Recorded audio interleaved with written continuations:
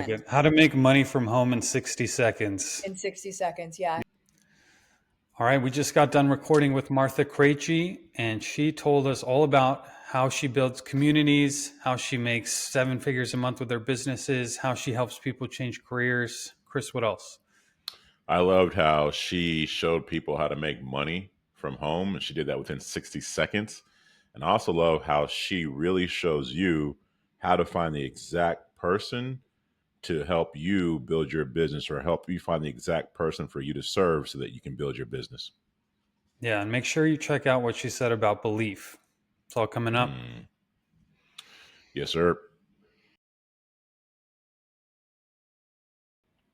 All right, welcome back to the Amazing Marketing Show, where we talk about all things marketing and everything is marketing. I'm Dmitry Smirnov, here with my co-host Chris Gray. Chris, what's going on? Dimitri, what up? Living the dream, excited about our guest.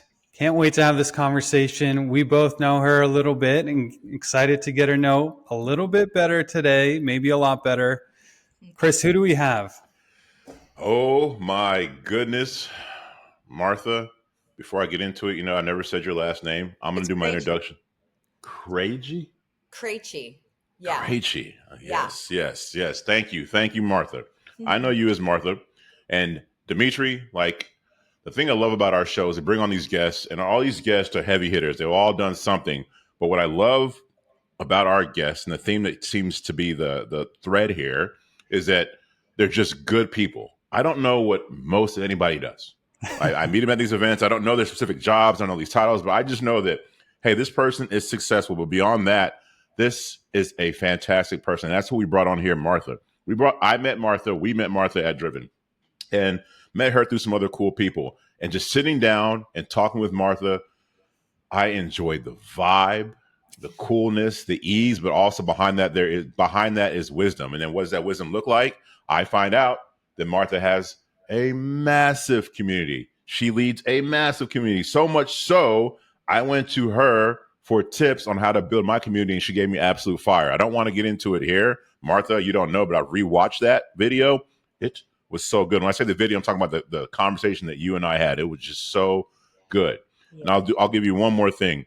Again, I love Martha for who she is at her core, as a leader, as a mother, somebody who walks in her own values. It shows up in her life. But then also Dimitri is the data guy, right? And if you give Dimitri data that is incorrect, he will call you out. It will not compute, and he will tell you. And when you're the boss, you don't have to say it. So when Martha's talking numbers with Dimitri, she's just talking. She's not bragging. She's just talking. Dimitri's crunching numbers. The numbers compute. Martha, I'm so happy to have you on the show. Welcome to the Amazing Marketing Show. Oh man, thank you. I feel like I've got enough. I can go now. Like that was a great intro. This is it, right? No, just kidding. One of our favorite segments that we do, as the listeners know, we're going to do a big man in the arena segment, and that what it means two things. Though we just talked about, but let me read that quote again. It is not the critic who counts, not the man who points out how the strong man stumbles. ... It is. Anyway, long story short, it's the one who's in the arenas, getting dirty, getting beat up, and overcoming. That's what really counts. So Martha, we want to ask you, is there anything that has gotten you a little bit beat up in the business world lately? Oh my word. We're starting with this. This is awesome. This is going to be, if we're starting with this, we got places to go, I love this. It's semi recently. It lasted with me for about a year. Mentally, psychologically lasted with me for about a year. What happened is I was serving some people in a certain business. I'm not going to name it. I should, but I'm not going to. But I was serving people in a certain business, and I was giving them, this is like, almost 1,000 people in this business. And I was giving them a strategy, and I created an entire an entire piece of IP that was going to be able to grow them right within this sort of umbrella business, and and what ended up happening is the corporation, the $2 billion corporation, saw what I was doing, and they went and they stole my IP, made it their own. Well, tried to make it their own. You know how that goes. They tried to make it their own and then run with it as their own thing, and which made mine what obsolete, unnecessary, whatever. And then that's where that was sort of the kick in the teeth.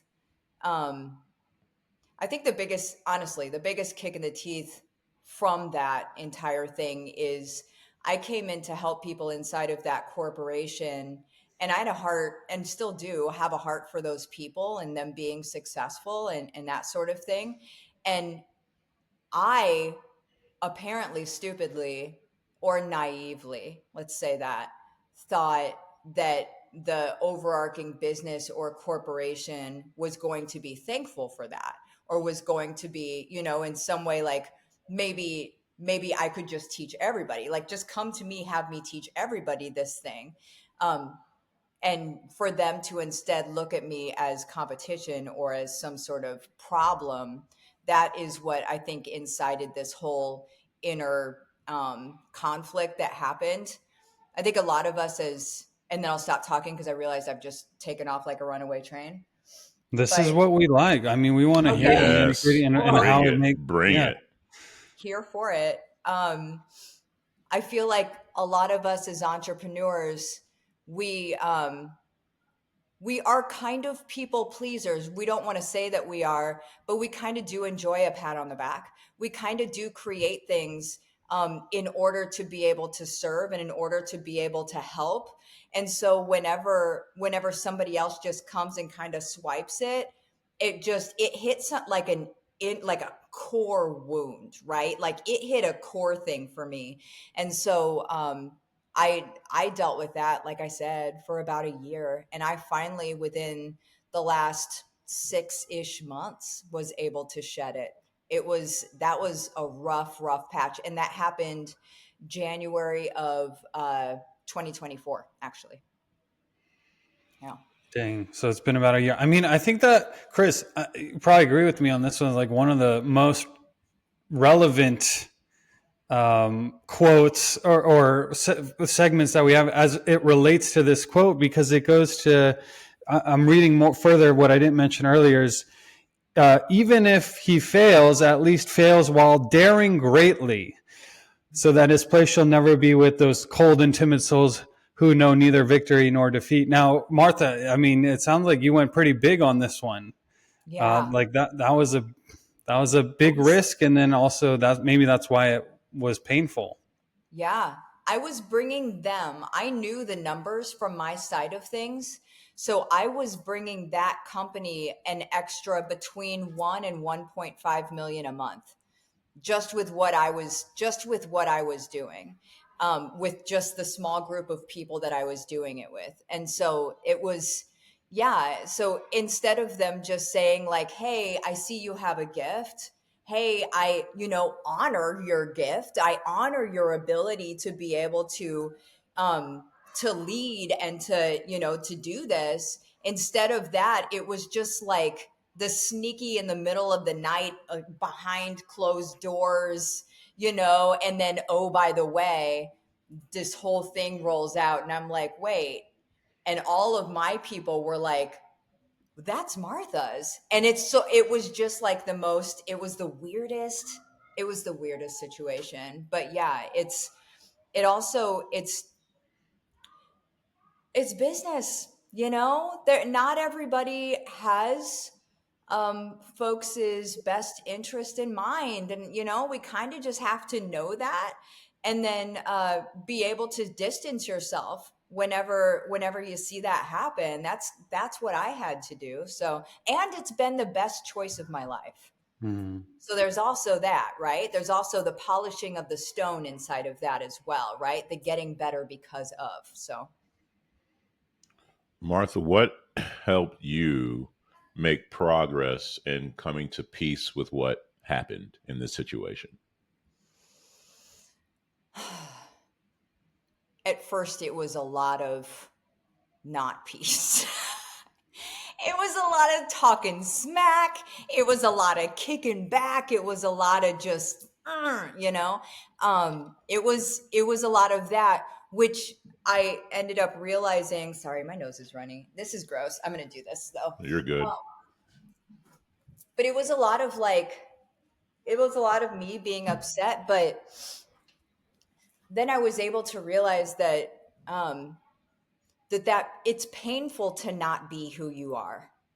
And so when I was I felt like I was being taken outside of myself whenever I was angry and wanting to just like just get somebody. That's not my nature. And so it like I said, it's painful to move into a place that you weren't designed to be. And so whenever I realized I was living in a place I wasn't designed to be, what I had to do is look at what's the other fallout, what's the real fallout here, business aside, because it's never just about business, right? Business aside, what is the other collateral damage? What's the other fallout here? And the other fallout looked like relationships with my friends, relationships with my family. Who is my daughter looking to right now? Who is she seeing? Who is she seeing? Because what they see is what they do, not what you tell them to do, you know? And Hmm. so it was just a lot of just coming into, am I okay with who I'm being right now? And so whenever I realized that I wasn't okay with it, then I had to, I'm a believer, so I get prayerful about things, and I lay it all out. I surrender everything. And that was another, for me, that was another point of surrender, because it's only when I try to handle things myself, or I try to take control of things, that happens, that version of me can even come out, because it wouldn't even have the opportunity to come out if I were not trying to control things or handle things. Does that make sense? Absolutely. Okay. Yeah, so I want to get into a little bit of that, and you mentioned you're a believer, and we want to know how that affects not just your personal life. I mean, you're already telling us how it affects your business life too, in addition to the personal life. But we'll get into that. Thank you for sharing that man in the arena. In this case, the woman in the arena. We'll Yeah. say. But now that I think what our listeners realize is that we're talking about some high stakes here. So Martha, tell us a little bit more about what it is that you've got going on here. What do you do, and what does it all look like? Okay, give us a little summary. Yeah.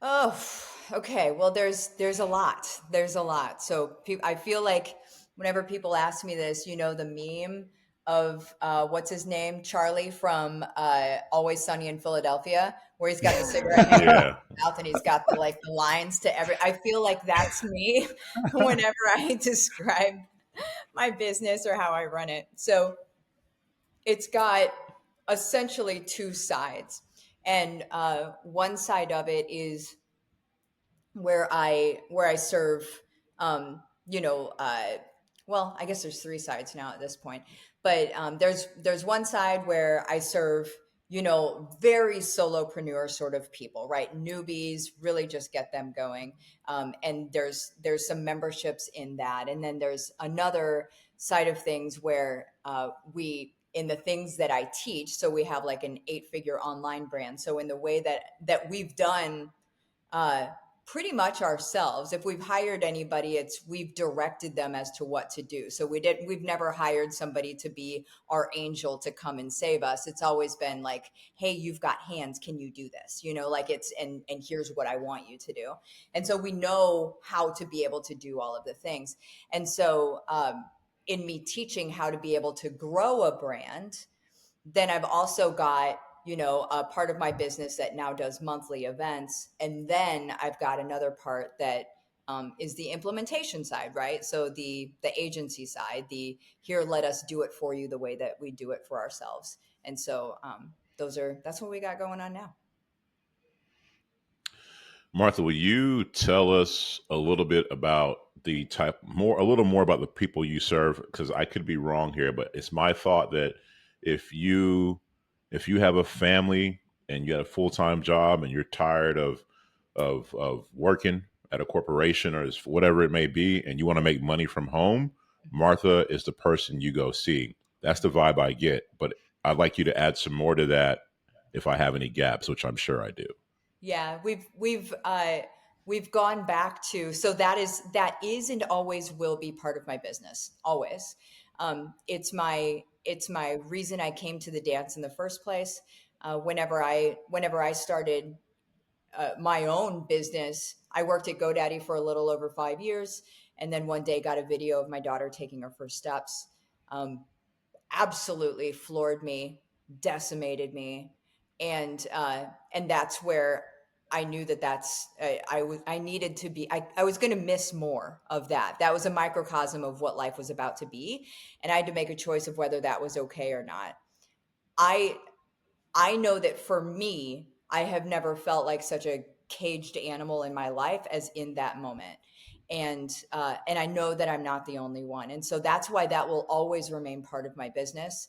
Um, and that's, like I said, we've got sections or categories, but that will always remain part of my business because I do want to equip families to be able to create their own income from home so they can make their own choices, so they can do, mom and dad don't have to be away from their kids 40, 60, 80 hours a week.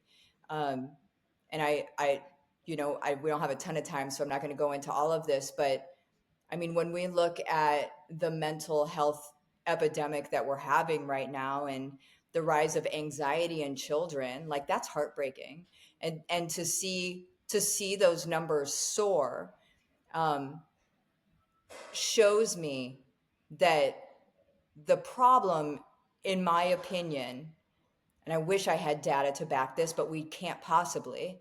But the problem, in my opinion, is that mom and dad don't have enough time to be able to spend with their kids. So then their kids don't feel seen and heard and understood. And so then their kids go to other kids to be parented. And this is something that it's not the design, And so, anyway, when mom and dad are home, instead of doing that, then they're able to be home and show their kids, here's a different way of doing life than what the whole world understands is possible for them, right? And so that's why that will always and forever be part of my business. Quite frankly, it's a little more ministry than it is business at this point. Um, and then uh, what I've come back to is whenever I left GoDaddy, the very first thing that I started was local business agency. And so it's still an arm of that family dynamic because I know that local businesses are owned by local families, right? And so what I'm doing is I'm going back into the local business sector and I'm saying, okay, well, let's combine my expertise of online business and my understanding of local business, and let's snap them together and blow it up, because that's when you put the two together, that's where you can really have some dynamic results. But that's where we're heading. So, well, that's what we're in it. I just joined, so we just moved back to Florida the beginning of December. So we just moved back to Florida. Uh, and then I joined the local West Orange Chamber of Commerce and the Central Florida Christian Chamber of Commerce. And I'm starting to do sales and marketing trainings and stuff like that there. So we just jumped in full bore. We're doing this thing. So well, let's come back to some of that business stuff and also the origin story a little bit. But since you mentioned moving back to Florida, my understanding was that you guys decided you were living in Florida, like, let's go to Austin. It's kind of the new business capital of internet marketing, whatever. And then you came back. And so you build communities and you help people build their own communities. And now your in-person community turned out to be something you wanted to come back to, or tell me about that real life physical community. Yeah, man. There's nothing like it. I've been notorious for the past 5 to 6 years as being the person who never leaves their house. Like you will always see me with these flowers behind me or wherever I'm at. There's always like this office look, and that's where I'm at. Like that's where you're gonna see. You'll never see my kneecaps, and so, but whenever we took off, so we had lived here. We're from the Midwest originally. Midwest represent. We're from the Midwest originally. We moved here and lived here for about 4 years. We moved here in 2020 when everybody else did too, and so we were here for about 4 years.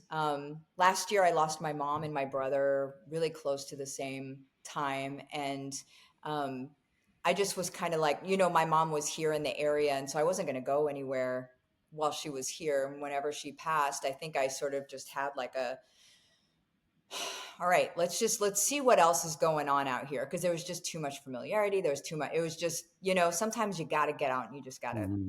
change something. And I blame my ADHD a little bit. I think maybe the move was a dopamine hit, if we're honest. But whenever we moved, we quickly realized that it was a mistake, that we had made a mistake. And yes, it's sort of like this entrepreneurial mecca, but inside of an entrepreneurial mecca is kind of a bunch of, oh, can I say this? Can I Yes. say this? Please. It's a bunch of like insecure people just screaming their worth at each other. And so I was just like, it was to me, I'm like, I don't like this. This is kind of like, I don't like this. And so then I sequestered again, like I sequestered there. And I was like, well, I'm just gonna do my thing and be in my house and whatever.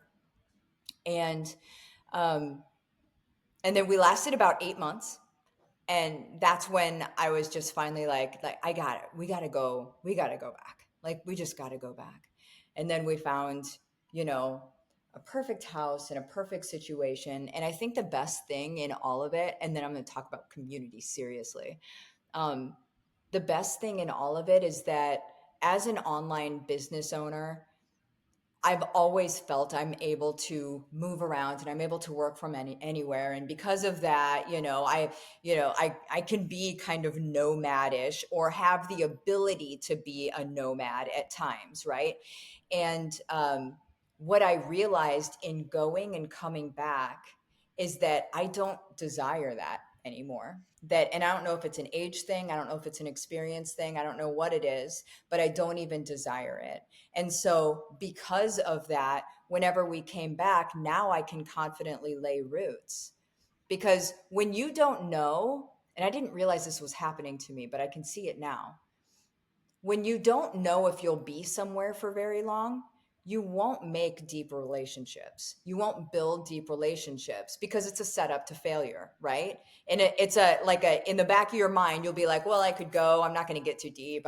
That's how I am anyway. Because if I'm going to have a deep relationship with somebody, I want it to be like a real serious thing. And, so I never really got super, super close with anybody. And Mhm. so since we've come back, I often say this, like I came back a different version of myself. I came back a version of myself that I know that I'm going to be here. I'm building relationships with people like this. Whereas I used to think I'm an introvert, which I still am, but I'm an introvert. I don't build relationships with people. I don't, whatever. That was never actually the case, is what I'm seeing. The case was that I always knew I could leave at any point. And so why would I, and so this has been huge. um it's just been huge. It's been huge. I'll just leave that. Huge.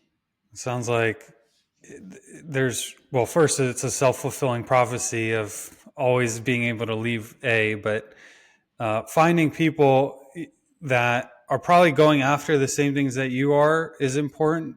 I mean, Chris and I talk about this often on the podcast, is that of course, the business game and the money game, and there are people who are throwing numbers at each other.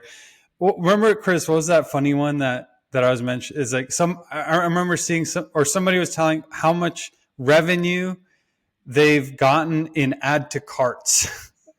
And I'm like, add to cart. it add to cart. That was it. That was All the those final straw. sales. I'm like, no, not in sale. It's like, this is how much I've had an add to cart. That was in their Instagram bio. I'm like, all right, I'm out of here. Oh man. But yeah, community is huge.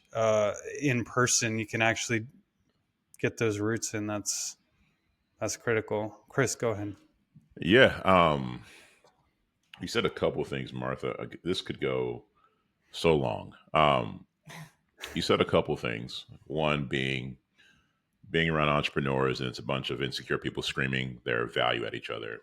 And we've all been in those rooms and been around people who are like that. And I've met these gurus, right? Gurus who, when you meet them, you just notice this is somebody who's really damaged, and this business is a way of them filling a hole that will never be filled unless they get to the root, right? One of the things I love about you, I think that's one of the reasons that Dimitri and I gravitated towards you in a room where it's just something real, like just a real regular conversation. What manifests from that manifests itself. And so where I want to go with this is again, what I love about you is you are a guru in your space, but you're not just out there shouting insecurities. You live, like, you embody your values through business and through helping people in love. Like, you embody all these things. People feel it, they know it, they join your community, and they feel that. One of the things I love that you do, I'm going to land this plane, bear with me, but one of the things I love what you do is that you are Martha, and by being Martha, you kind of put out bat signals for people who are like you, who have the same values, and so on and so forth. And so, in building such a great community, how do you put out these bat signals that attract people who share your values and share your world views? Yeah. I I call them Me Too moments, but they're not the ones that you would think. They're not those Me Too moments, but or Velcro moments. Uh, I think I really like comedy. Okay. And I think the thing that I like the most about comedy, by the way, if you guys haven't listened to Dusty Slay, that guy's a riot.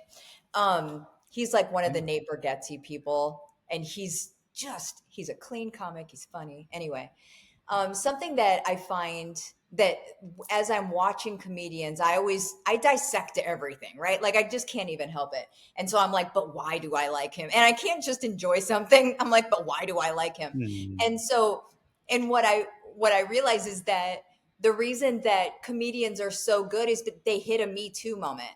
They hit that internal dialogue. They hit that, oh, that's good. I wondered that too, right? Like, or yeah, I've seen that happen before. And so you get that Me Too moment. And when you have a Me Too moment with somebody, I equate it to Velcro, right? And so when you have this, is going to get gross, and then it'll get okay. The the Velcro, whenever it starts to stick, the little hairs, that's the gross part. The little hairs, they're like sticking together, but they could easily be pull apart as well, right? Right. And so the more Me Too moments that you have, and I'll talk about like tactically what a Me Too moment is here in a second, but the more Me Too moments that you have with your people, the harder it is to pull away, right? And so it's the more that they realize that they're like you, and you can normalize their idiosyncrasies, and you can normalize those weird things that they thought. Or like yesterday in a video, I just said at the beginning of the video, like, guys, I don't know if this is weird about me. I like to work in the dark. I like light hurts my eyes. I like to work in the dark. Everybody else that like to work in the dark, they're like, yeah, me too. Like whenever we are affirmed in our not bad or good, it's inconsequential, right? It's just a preference. But whenever we're affirmed in a preference, then we're like, oh, we're like that person, and we like ourselves, and so typically we're going to like somebody else that's kind of like us, or at least we're going to give them a fair shake. And so that's really what it is. So a lot of times you'll see things on my social media or in email marketing or whatever, and it'll sound stupid. It'll look stupid. It'll look like this girl is just, what is she even talking about right now? But that means it's the wrong person reading the email. The right person reading the email or looking at the social media post is like, shut up. Me too, right? Like I'm yes. And then it's just you're connecting. You're connecting. And for me, in specific, I work with a lot of women, right?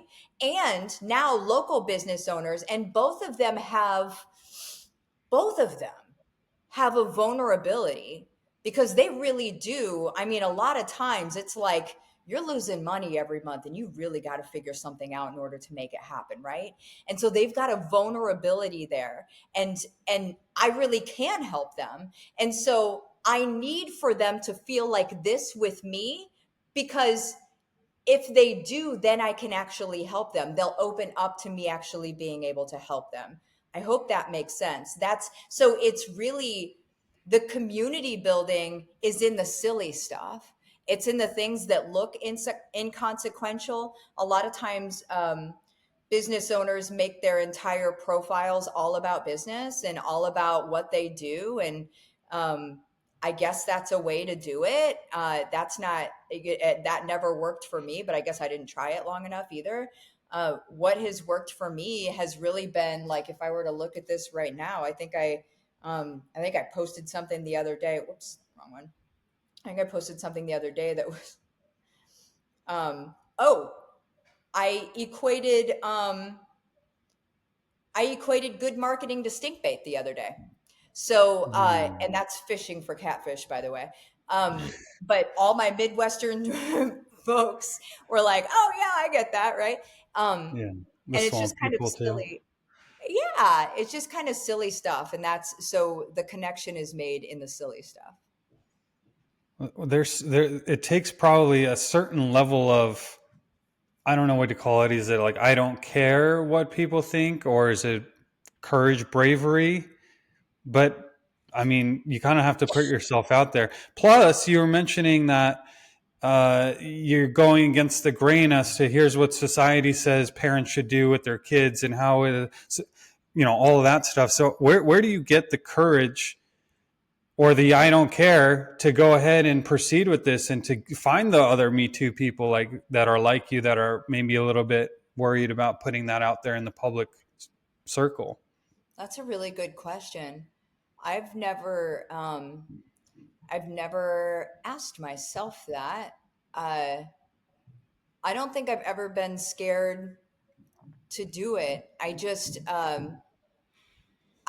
realized that that's where the impact was going to happen, and so I just went. I even whenever I first started doing live video, so these teeth are fake. They're crowns, every single one of them, and I before I had these, I was doing live video. So back in the day, okay, and my teeth were jacked up. All right, that's why I have these, and and so even doing that live video then, even though I looked a mess, okay, a mess. I still was doing it to be able to serve those people because I knew that's where the impact was going to be. Um, I have I, I'm not going to say I'm not scared of stuff because there are things that I'm scared of, but that's just not one of them. I guess that's not helpful, is it? No, it is No, helpful. it is. Yeah, no, it's helpful. I think finding out that when people that are successful like you have their man in the arena moments and it takes them out for 6 months or 8 months even, that I think a lot of people think that, well, that's just me. Like, I'm weak. I'm There's something wrong with me. I'm never going to be good enough in business because this type of stuff affects me so much. But the fact of the matter is, it affects everyone. It seems like, Yeah, and it's a matter of having a skill set of getting over it eventually. yeah, yeah. That's good. That's a good take. Speaking of the skill set, to get tactical real quick, and I know, we don't have a ton of time, so you don't have to spend a bunch of time answering this question, Martha. But Good luck. if Sorry. all right, so let's put yourself back in the shoes of, let's say there is a married mother. She's at work. She gets a video of her kids doing something, walking, some pivotal moment in life that she missed out on because she was at work. She hates this job. She hates it that she missed this opportunity or this time with her kid, whatever it may be. How does that woman or man, whoever it may be, Yeah. what is the first tip that you would give them, broad tip on how to make money from home? Yeah. Very first thing is you need to know your bat signal. So when you were saying bat signal before, I was like, oh, you're using my term. Knowing your I bat stole it signal. from you. I love that. I love Yeah. it. I was like, oh man, shout out. Yeah. The bat signal is who your person is, right? Is who your person is, how you show up for them. And to be able to, and I'm going to say this in 1 minute. I'm going to do this exercise in 1 minute. Can I do it? Let's go. I'm not like Rachel. Um, I don't have my Sharpie, but I have a I like pen. it. How to make money from home in 60 seconds. In 60 seconds. Yeah. Beautiful. Here's how you're going to know who your person is. Okay. You're going to think of your life as this. You're going to make a line, an arrow. This is your lifeline. The arrow is the fact that it ain't over yet. What you're going to do is you're going to put little hash marks on your line for every single time in your adult life that you felt like your back was against the wall. A lot of times that's going to present as a Google search into 2, 3, 4 a.m. in the morning. The only person who's Google searching at 4 a.m. is a person that needs to figure something out. And so whenever you are thinking of those times, you're going to write the heading of what those are. At the end, you only do this for an hour, set a timer. Whenever the hour is up, you go ahead and look at this. You look at all of your topics and you think, which is the version of myself that I want to serve? Whenever you know who you want to serve, now you start creating things for them, or you start looking for affiliate products, that sort of thing, before you start creating. And then you can refine how you're going to be able to really serve that person. But first you need to know your person, or else it's going to be a waste of time. Ooh, that was less than 60 seconds, actually. It was less than? It was less than. You're getting good, Martha. Feeling like 30 seconds. Okay, so what about I mean, you serve a lot of people. You have massive communities, very successful. I do want to ask you about what's common among your students who are successful, and probably has to do with starting with what you just outlined. But what are some of the biggest things that the students that aren't quite as successful are not successful? What are they doing wrong? It's always belief. It's always belief. It's that they're not doing the things, but that's not the problem. The problem is they don't believe they can have it, and so they don't do the things, because then it feels like a waste of time. And that's how any of us are. If I don't believe that I can be a bikini model, I'm not going to eat the calories necessary. I'm not going to do the workouts. I'm not going to do all of those things that have some pain attached, pain resistance attached to them. Because in the end, I don't believe I'm going to hit the goal anyway. So why would I deprive myself? And why would I do this pain resistance thing? Right. And so it all comes down to belief. And so once we can establish belief and in the reality that everybody really can do this, that we live in a world, we live in a world where there's no reason that you can't do this stuff. There's no reason that you can't own your own business, have your own ministry, serve your people in the way that you want to serve your people, even if you want to keep a job or whatever. It doesn't matter. You really can be the artist of your life. We don't live in the 1940s.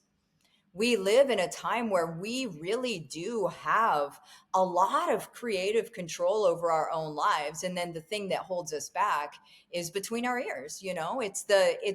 Do I believe that I can actually have this? And a lot of times, and I don't mean to sound woo woo, but it's a genetic thing too. There's, generational genetic makeup holds on to what our families have gone through previously, right? Like it holds on to different fear-based things. And so that belief and that fear that you have that you can't have something, a lot of times it's not even from you. It's because somebody else failed some other time, and it's just, it tracks down. And somebody's got to put their foot down. Somebody's got to say the buck stops here. Somebody's got to say, like, I don't believe this. I choose to believe something else. And that's the sentence. I choose to believe something else. I choose to believe whatever that thing is. And then you hang on to it for dear life. And then you keep reinstating it in your mind, and you allow it to flourish. Because even in, like, if I'm a believer, right? So you may be listening to me right now and think, that sounds a little woo-woo, sounds a little new age for a believer. Let's talk. So that the whole, God can have something for you, but if you do not believe that you can accomplish what he has for you, you will not take the steps necessary to do that, and he will get somebody else to do it. And so it just doesn't get to be your blessing because you did not take step. And that's all. That's Preach. I think Fire. yeah, no, that's in fact, I want you to, can you just, what's the URL someone can go to right now to, if they're starting to believe and they want the framework that you have to offer, where would they get that? Oh, my website's withmartha.com. So all the fun stuff is there. All right. And we'll have that link too, but dang, belief. Whew, I'm believing more than I was before. Dimitri, how much time do we have before I hit my next question here? No, we got another 5 to 10 minutes. Martha, you are my absolute favorite type of Christian. There's not enough of you, and if there were, I think Christianity would have a better brand. Dimitri and I have talked about how marketing impacts religions. We talked about several different religions. I used to be a legalistic Christian. So let me get to the point. Live in the South. You've been here. Mm-hmm. You know how it is. Mm-hmm. Everybody's Christian. I know a woman who's a red hot racist, but wants to talk to me about how much Jesus loves me, right? And so it's going to be not going to work. You said something that stuck with me, Dimitri. You said something Dimitri told me, and it stuck with me, right? You talked about what it truly means to blaspheme or be a blasphemer. And I believe you did it on the show with Christine Marie.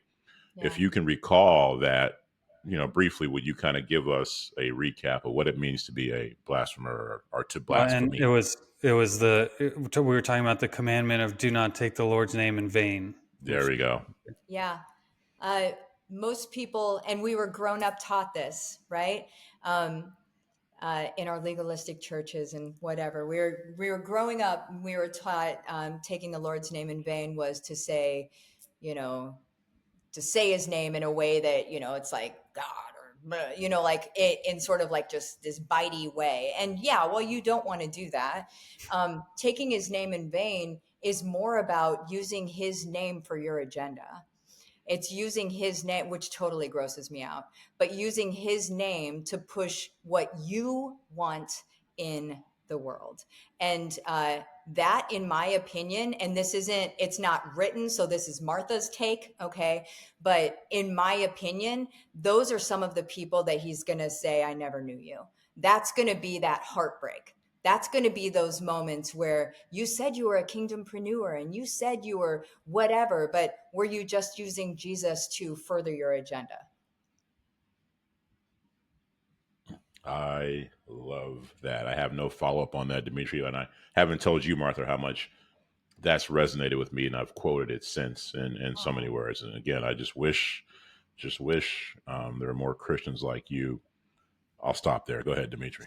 Well, we did have a controversial episode a little bit where we were talking about all the different religions and what we think about them, so to speak, which was pretty fun. And I think we'll do another one soon to up the controversy even more. But yeah, there's a huge difference between true believers and everybody else. And specifically to that one, it was so resonating because it may actually be the most important of all commandments.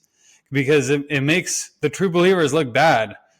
And make it, Right. so it's like it's actually it's and we were relating it all to marketing too. We were talking about also the marketing of certain religions, and just like with brands or with communities, everybody who's in that community is a marketer of that product. Yeah. So, well, good on you for marketing your beliefs in the way that you do.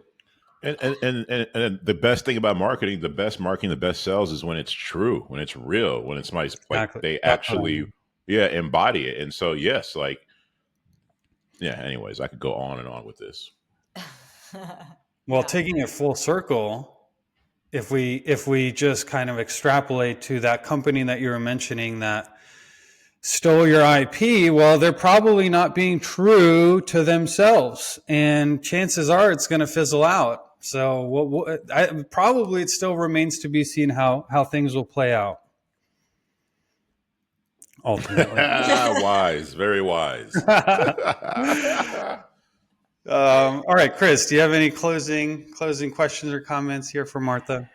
No, it's been a pleasure to have you on, Martha. We missed you last week at Driven. Totally, you are one of those people who, when they're not there, we notice, right? You get Rachel, Deb, shout out to whoever else. I didn't name you, but there's people that when they're not there, we just notice them. And so, thank you for coming on, and thank you for dropping your wisdom. And again, just thank you. Thank you. Yeah, and Martha, before we let you go, let's how about like a closing statement for those who do have a little bit of belief right now and they have me too'd listening to you and they know where to find you, but first they're like, well, what step can I take? Maybe they want to get back with their more time with their kids, or they want to change their career, or whatever the case may be. Like, what's the next step, real quick? Yeah. Well, it's the activity that we did, and then once you know who that person is, what you're going to think of is you're going to put yourself back in your shoes when it was, when it was you. Put yourself back in that place and think, what did I need that I didn't know I needed at that point in time? And so you're just going to be thinking about that. And what this does is it moves us to a posture of serving and to a posture of it's not even about the money, it's about serving people. And whenever you live inside of that posture, you can't fail. You can't, and you start to develop a loyal audience. So you think about that, and then from a tactical point of view, you start talking about it on your social media or whatever. Or, does anybody want to get together and talk about X, Y, and Z, like whatever that time was? Or, just start to move into, so other people can allow you into that space. Nobody's going to know that that's where you're wanting to move if it just stays in your head. You have to be able to get the conversation out there.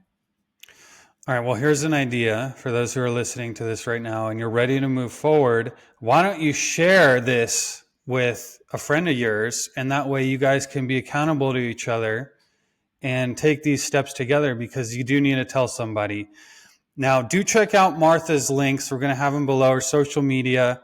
Martha, thank you so much for coming on the Amazing Marketing Show. Oh, thank you for having me. This has been a blast. I appreciate you handling my long-winded answers. So We loved it. Thank you. Peace.